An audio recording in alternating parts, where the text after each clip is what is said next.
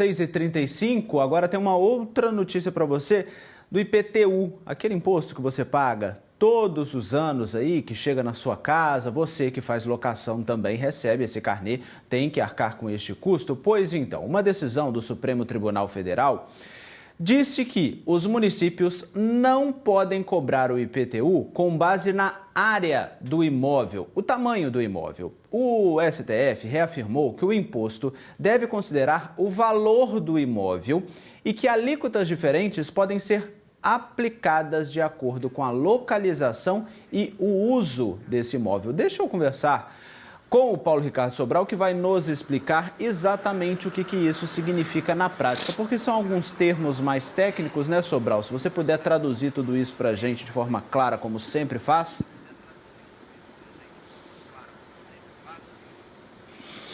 Claro, vamos tentar explicar assim, Aurélio. Essa discussão veio à tona porque o município de Chapecó, lá em Santa Catarina, tinha uma lei própria, uma lei do município que estabelecia que o cálculo aí do valor do IPTU tinha que ser feito a partir do tamanho do imóvel, independentemente do lugar onde ele estava localizado. Era uma alíquota aí de 1% que era calculado em imóveis que tivessem mais de 400 metros quadrados. Isso não costuma acontecer em outras cidades pelo país, né? Todos os outros fatores são levados em consideração. O STF achou muito estranho que isso estava acontecendo somente lá em Chapecó e aí decidiu publicar essa decisão para que os outros municípios se adequem. Numa apuração muito rápida que eu já fiz agora pela manhã, eu descobri que aqui no Espírito Santo apenas um município fazia o cálculo do valor do IPTU da mesma forma como Chapecó, levando em consideração o tamanho do imóvel. Mas eu vou deixar para o advogado especialista em direito imobiliário, Roberto Messon, explicar aqui com a gente. Muito obrigado pela participação aqui no Bom Dia Espírito Santo. Vamos explicar primeiro, então, como é que funciona isso, né? Qual município aqui no estado ainda tinha esse método de fazer esse cálculo e que, acredito eu, agora vai ter que ser revisto depois dessa decisão do STF, né? Bom dia. Bom dia a todos. Exatamente. Isso aí, esse julgamento pelo STF sobre a forma de cálculo para a cobrança do IPTU foi provocado por um contribuinte no município de Chapecó, né, no estado de Santa Catarina. E aí o Tribunal de Justiça lá de Chapecó considerou que 1% era muito e baixou para 0,5%. E aí o contribuinte recorreu para o STF, né, porque é uma matéria constitucional, e o STF, com base na emenda constitucional 29 de 2000, anulou aquela cobrança do município de Chapecó. Isso aí não vai, essa decisão não altera a cobrança do IPTU de todos os municípios do Brasil.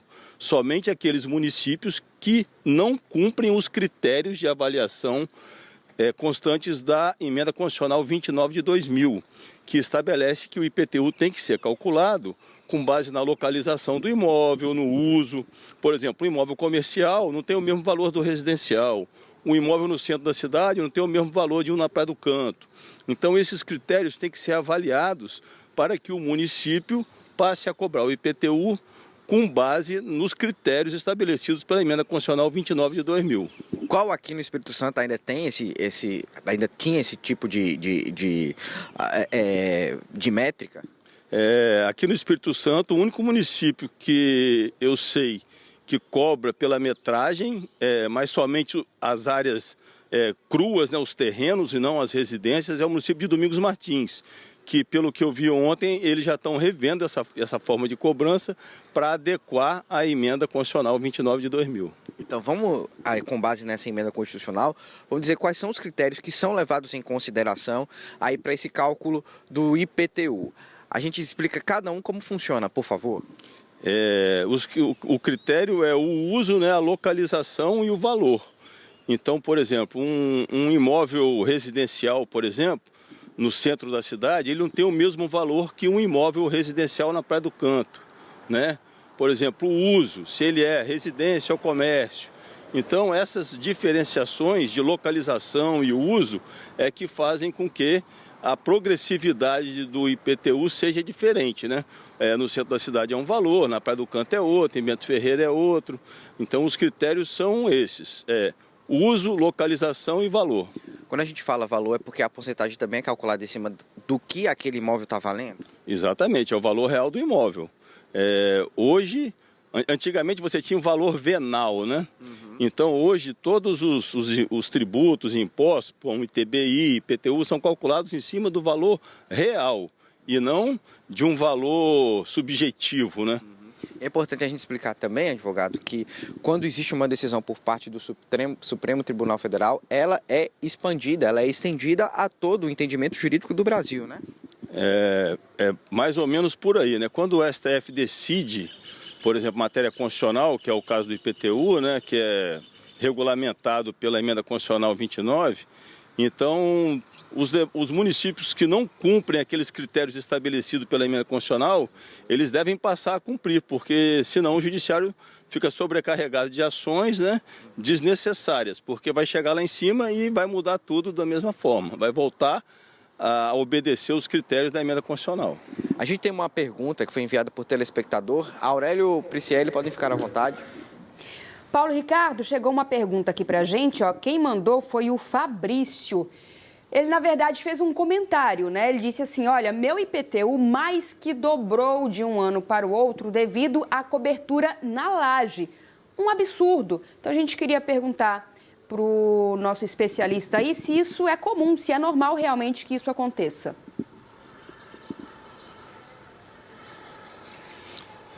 Eu não sei qual é o município e como que foi feito, mas se ele aumentou o imóvel, por exemplo, um imóvel de 2 quartos não tem o mesmo valor que um imóvel de 3 quartos. Então, se o imóvel dele era um andar, vamos dizer assim, ele fez outro, o valor do imóvel dele acresceu. Então, o IPTU também vai aumentar, porque o critério é esse, é valor, localização e uso, né? É qualquer modificação que altere o valor da casa, por exemplo, eu estou imaginando duas situações aí com o Fabrício. Primeiro, ele construiu realmente um outro pavimento, digamos assim, outros quartos, outros cômodos na casa, na laje de cima. Mas ele também pode ter feito uma mudança, uma reforma que deixou aquele imóvel mais atrativo. Nos dois casos, o valor do IPTU pode aumentar ou só quando aumenta um pavimento?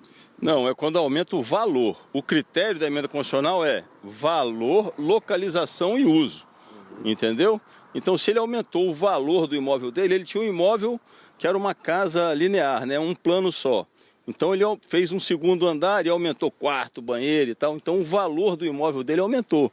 O IPTU dele não aumentou pela metragem, porque ele aumentou a metragem, e sim porque ele agregou valor ao imóvel.